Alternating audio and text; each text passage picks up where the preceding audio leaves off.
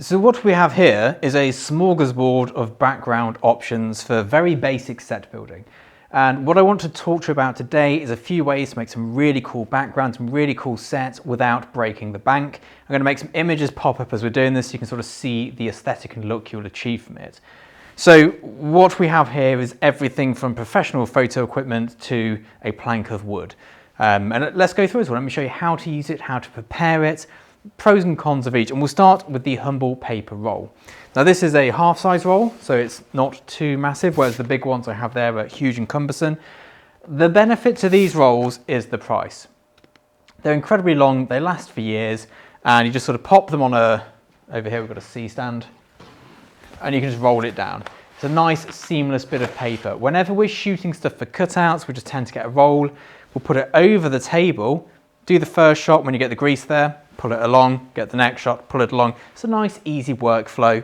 They're easy to store. The paper's good quality, but over time, they get a little bit like mottled from the damp or the moisture in the air, or they can get a bit sun-bleached and they look a bit tatty after a while. They're also difficult to store. These are not so bad, but the big-sized ones, they can be a real pain in the arse. So, paper roll, probably the least used in terms of creative work, but perhaps the most used in terms of cutout, commercial work and that sort of thing. Good to have in your arsenal. That is kind of the baseline. So next up we have our plank of wood.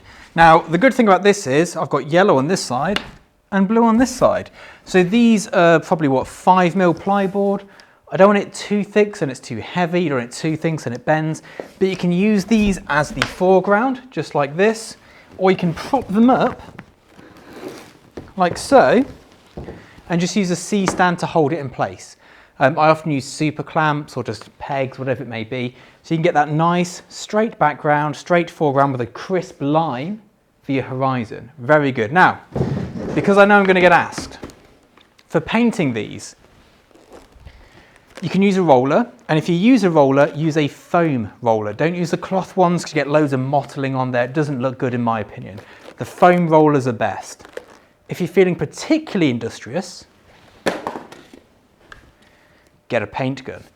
These are wicked fun. They make a real mess. The only reason I use them in here is if we're in a rush and we've got to get a really nice even coat, or we're painting props. These are really good for that, but they make a proper mess. We only use it in the workbench area. We tend to paint over here with brushes, workbench for spraying stuff. We'll often use it for what we're going to talk about next, which are the props, these sort of like shapes, blocks, towers and that sort of thing. But these are good. This is an Amazon one. Make sure you water the paint down first and clean it as soon as you're done, otherwise you will hate yourself. But yeah, very good bit of kit, great for blitzing through these. Now in terms of the paint I use, this one here is the Eggshell Low Sheen, and this is the white paint from which is a nice crisp white. Apart from that, we'll go, in the UK we have B&Q and we have Homebase, and they have their interior decorating paints where you can get a colour match and have it done however you want. I use those. I don't know what's special about them, what's good about them, but I like to be able to go in and go, I want this exact paint colour. Obviously it's never quite the same by the time it's been mixed, put onto a surface and then photographed and lit, but it's good to at least have a rough starting point which is somewhere near what you want.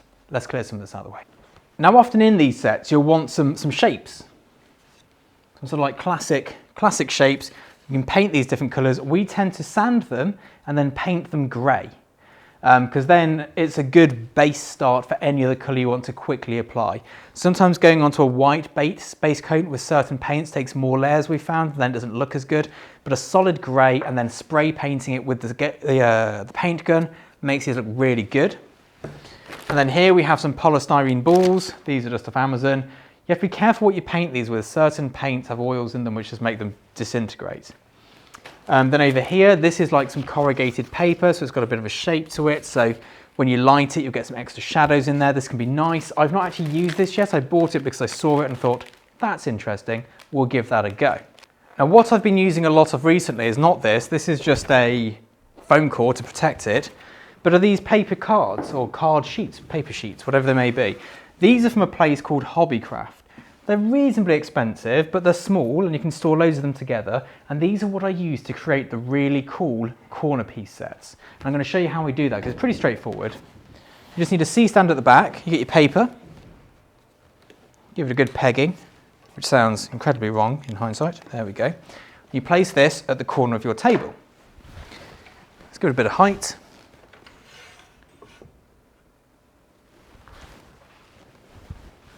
You then take your foreground colour, which in this case happens to be yellow, and you place it to the corner like so. And this gives us that sharp corner piece with the distant background. This is quite in trend at the moment. You can do it in many different ways, different angles, whatever it may be. But because it's so light, when you're done with it, you just take the paper, pop it back together. It's really easy to work with.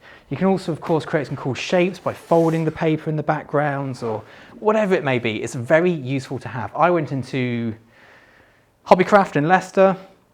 I bought 5 of every colour and we just work our way through them. Sometimes if we're in a rush and we change our plan with the props, if we suddenly want to bring one of these in a certain colour, we will just get a craft knife, cut out the card, stick it on and fix it in post. It's quicker than painting it when you've suddenly made a last minute decision to make a change. So these are the systems I use, these are the setups I use. It's not the only way, but these are some great affordable ways to get into it, into creating really interesting sets, really cool sets.